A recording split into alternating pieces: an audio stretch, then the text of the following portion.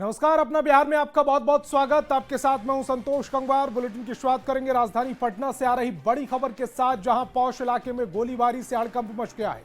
Airport थाना क्षेत्र के वेटनरी कॉलेज में कैंपस में गोलीबारी हुई है। अपराधियों ने एक छात्र को गोली मारी है, छात्र के हाथ में गोली लगी है। मौके पर एयरपोर्ट थाना की पुलिस पहुंची। मामले की छानबीन में पुलिस की टीम जुट गई है। तस्वीर फिलहाल आपकी टेलीविजन स्क्रीन पर है। पटना का पौष इलाका है, जहां पर गोलीकांड को अंजाम दिया गया। एयरपोर्ट थाना क्षेत्र के वेटनरी कॉलेज कैंपस में इस गोलीकांड को अंजाम दिया गया है। अपराधियों ने एक छात्र को निशाना बनाया, छात्र के हाथ में गोली लगी है। मौके पर एयरपोर्ट थाना की पुलिस पहुंची है। मामले में छानबीन की जा रही है।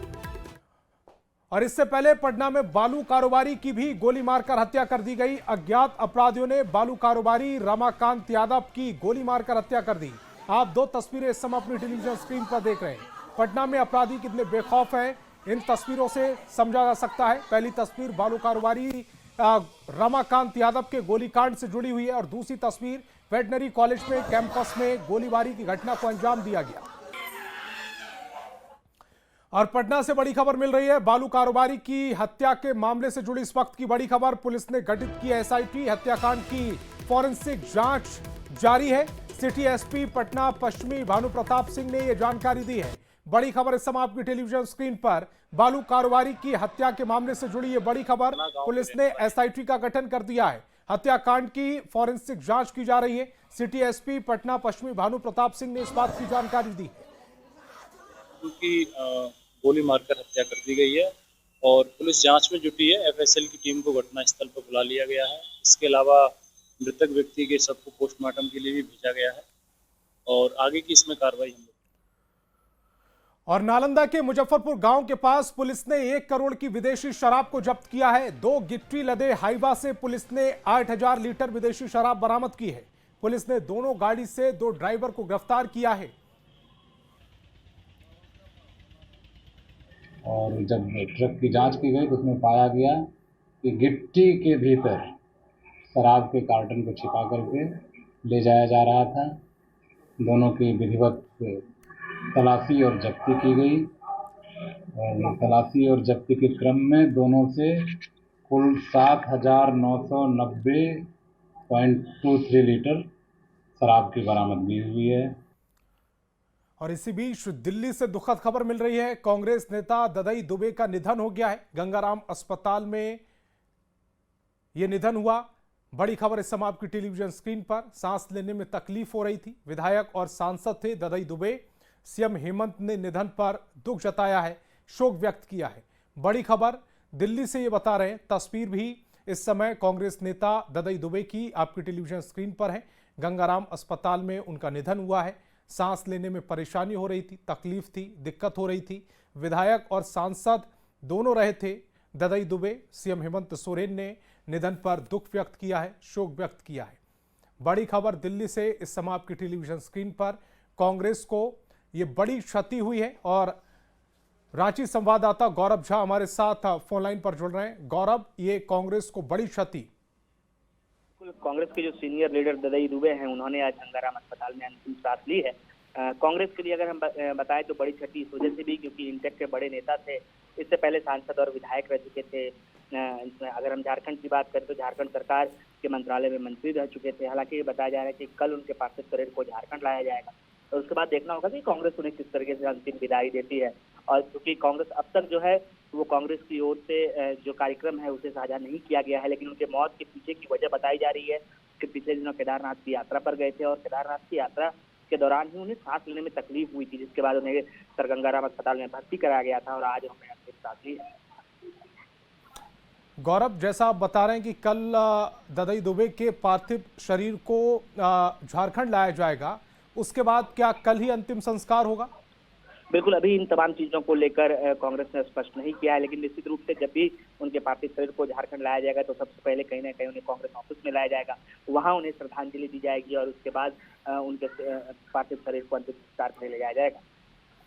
गौरव, आप हमारे साथ जुड़े, आपका बहुत बहुत शुक्रिया। लेकिन ये दुखद खबर इस समय आपकी टेलीविजन स्क्रीन पर। खबर सुपौल से है, जहां मछुआरा दिवस कार्यक्रम के दौरान उस वक्त हड़कंप मच गया जब जिला मत्स्य पदाधिकारी शंभू कुमार शराब के नशे में धुत पाए गए। कार्यक्रम के मुख्य अतिथि बिहार सरकार के मंत्री नीरज कुमार बबलू और डीएम सावन कुमार भी मंच पर मौजूद थे। मंच पर मत्स्य पदाधिकारी ने खुद डीएम को गुलदस्ता देकर स्वागत भी किया, लेकिन उसी कार्यक्रम के दौरान एक मछुआरे ने जिलाधिकारी से शिकायत की। मत्स्य किट वितरण में अवैध वसूली की जा रही है। जिलाधिकारी ने जब शंभू कुमार को बुलाकर सवाल पूछा तो उनकी हरकतें और चेहरे के हाव भाव से डीएम को शक हुआ कि वे नशे में हैं। तुरंत डीएम ने सर्किट हाउस लौटकर उत्पाद विभाग को सूचना दी। ब्रेथ एनालाइजर जांच में शराब पीने की पुष्टि हुई, जिसके बाद उन्हें गिरफ्तार कर लिया गया। आप नशे में नहीं थे? आपको तो वहीं प्रशासन के लोग सूचना देके आपको उत्पाद विभाग को सुपुर्द किया। आप नशे में थे, आपका मुंह बदबू कर रहा था। इस तरीके से शक हुआ होगा सर। होम्योपैथिक दवा ली तो होता है उसी का असर। आप तो एक बार इससे पहले भी शराब के नशे में पकड़े गए थे। बॉर्डर से पकड़े गए थे आप, बीरपुर बॉर्डर से। उस समय भी होम्योपैथिक दवाई पिए हुए थे? हाँ बॉर्डर से जो पकड़ाए थे? जी फाइन दे के छूटे थे? जी। ब्रेथ एनालाइजर मशीन से इनकी जांच की जाए, तो जांच किया गया तो ये नशे की हालत में पाए गए। ये जांच सबके सामने की गई और इनका जो ब्रेथ एनालाइजर रिपोर्ट है वो 10 मिलीग्राम पर 100 मिलीलीटर आया। और इसी बीच शाहरा से बड़ी खबर मिल रही है। जहरीला खाना खाने से करीब 24 बच्चे बीमार पड़े हैं। सभी बच्चे अनुमंडलीय अस्पताल पीरो में भर्ती हैं। एनजीओ की ओर से दिया गया था बच्चों को खाना। गियाब बाजार थाना के खननी कला स्कूल का ये पूरा मामला है, जहां पर जहरीला खाना खाने से करीब 24 बच्चे बीमार पड़ गए। सभी बच्चों को अनुमंडलीय अस्पताल में पीरो में भर्ती कराया गया है। एनजीओ की ओर से इन बच्चों को खाना दिया गया, जिससे खाना खाने के बाद ये सभी बच्चे बीमार पड़ गए।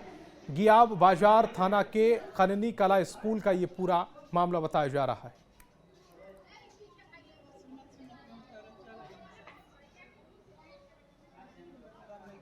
भूख लग रहा है हमरा, हम खाना खाते रहे। फिर हम जब देखे नहीं एगो लड़की आते रहे, फिर हम कहने कि हम हमारे घरे याद ना, तो फिर हमारे तो बहुत बिगड़ गई। हम घरे जाए वाला रही, बस हम चक्कर आए गिरे लगने। खाना खा रहे थे दिन और खाए लोग आए तो खाना में बिस्कुट आ गए तो कह रहे थे कि बिक दो खाना, तो खाना बिक दे। बाकी तबीयत कैसे खराब हुआ सब लड़के को? बिस्कुट आ गए। एक लड़की का गाज बिकने लगा मुंह। एक लड़की का गाज बिकने लगा। तो उसर लेके गए हैं प्राइवेट अस्पताल। अब बड़ी खबर पटना से, जहां हाई प्रोफाइल गोपाल खेमका हत्याकांड मामले को लेकर एक बड़ी जानकारी सामने आई। एसएसपी ने बताया कि मामले में कुछ लोगों को हिरासत में लेकर अभी पूछताछ की जा रही है। उन्होंने कहा कि आने वाले दिनों में इस मामले में कुछ और खुलासे हो सकते हैं। एसएसपी ने बताया कि गिरफ्तार मास्टरमाइंड अशोक साहू के पासपोर्ट समेत कई कागजातों की जांच की जा रही है। तो गोपाल खेमका हत्याकांड मामले से जुड़ी ये बड़ी खबर। कुछ और लोगों को पुलिस ने हिरासत में लिया है, उनसे पूछताछ की जा रही है। हिरासत में लिए गए लोगों से लगातार पुलिस पूछताछ कर रही है, ताकि कुछ और लोगों के नाम इस पूरे मामले में सामने आ सकें। आखिरकार इस पूरे मामले में कौन कौन लोग शामिल हैं, इसी को लेकर पुलिस लगातार पूछताछ कर रही है। उसने बताया था अभी भी अनुसंधान अंतर्गत है इसमें, क्योंकि भारी मात्रा में कागज मिले थे उसमें, तो उसमें समय लगेगा। इसमें कई सारे एविडेंस हम लोग जुटा रहे हैं। इसमें समय लगेगा इन्वेस्टिगेशन कंप्लीट होने में, तभी हम लोग आप लोग को डिटेल्स दे पाएंगे। पटना के ही पेपर्स मिले थे कि नहीं, पटना के अलावा भी हैं, पटना के सुदूर क्षेत्र में भी और कुछ अन्य जिलों के भी मिले हैं। और नेता प्रतिपक्ष तेजस्वी यादव की पत्नी राजश्री आज कोलकाता से पटना पहुंची। यह उनकी दूसरी संतान के जन्म के बाद पहली पटना आगमन हुआ है। पटना एयरपोर्ट पर खुद तेजस्वी यादव उन्हें लेने पहुंचे। दूसरी संतान के पटना स्थित लालू प्रसाद के आवास में पहुंचने पर उनका वैदिक मंत्र से स्वागत किया गया। इस दौरान लालू प्रसाद, राबड़ी देवी के साथ साथ लालू परिवार के सभी सदस्य शामिल हुए। और गुरु पूर्णिमा के मौके पर पटना में भव्य समारोह का आयोजन किया गया। आचार्य सुदर्शन महाराज सेंट्रल स्कूल में भी गुरु पूर्णिमा महोत्सव धूमधाम से मनाया गया। इस मौके पर स्कूल के बच्चों ने रंगारंग कार्यक्रम प्रस्तुत किया। आचार्य महाराज सुदर्शन जी ने बताया कि गुरु पूर्णिमा के मौके पर हमें भी पढ़ाओ के द्वारा राजधानी के गरीब और सुविधा विहीन बच्चों के बीच कार्यक्रम किया गया। बच्चों को कपड़े और पुस्तकें बांटी गई, वहीं बच्चों को खाना भी खिलाया गया। आचार्य सुदर्शन महाराज ने गुरु पूर्णिमा के मौके पर बच्चों को शुभकामनाएं दी। पूर्णिमा के अवसर पर पटना सेंट्रल स्कूल के कैंपस में हमें भी पढ़ाओ के बच्चे और बच्चियों ने इस समारोह का आयोजन किया। वे बच्चे हैं जो गली मोहल्लों में भटकते रहते हैं, उन बच्चों को हम लोगों ने अपने केंद्र में, हमें भी पढ़ाओ के केंद्र में बुलाकर पढ़ाया है और आज भी पढ़ा रहे हैं। और पटना में गुरु पूर्णिमा के मौके पर श्री शिव शक्ति योग पीठ ने गेट पब्लिक लाइब्रेरी गर्दनी बाग में भव्य गुरु पूर्णिमा महोत्सव का आयोजन किया गया। स्वामी आगमानंद जी महाराज के शिष्यों ने गुरु का आशीर्वाद लिया। कार्यक्रम का उद्घाटन राज्यपाल आरिफ मोहम्मद खान और आईपीएस विकास वैभव ने किया। इस दौरान राज्यपाल ने कहा कि गुरु वो है जिनके जरिए आत्मा से परमात्मा का दर्शन कर सके। गुरु आगमानंद महाराज ने भी गुरु और शिष्य के महत्व को समझाया।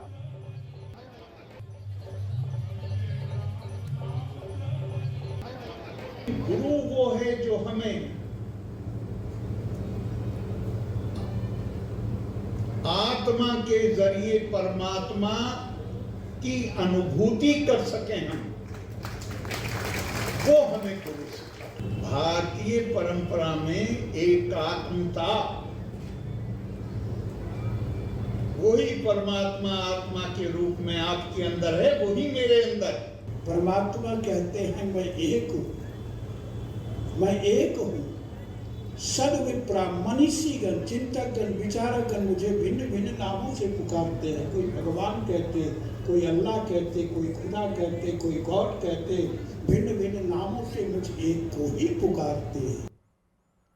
और प्रधानमंत्री मोदी के 75वें जन्मदिन से पहले न्यूज 18 आपके लिए लेकर आया है खास सीरीज, जिसे हम रोज आपको दिखाते हैं। आज देखिए प्रधानमंत्री मोदी पर सीरीज का अगला एपिसोड, द स्टेट्समैन।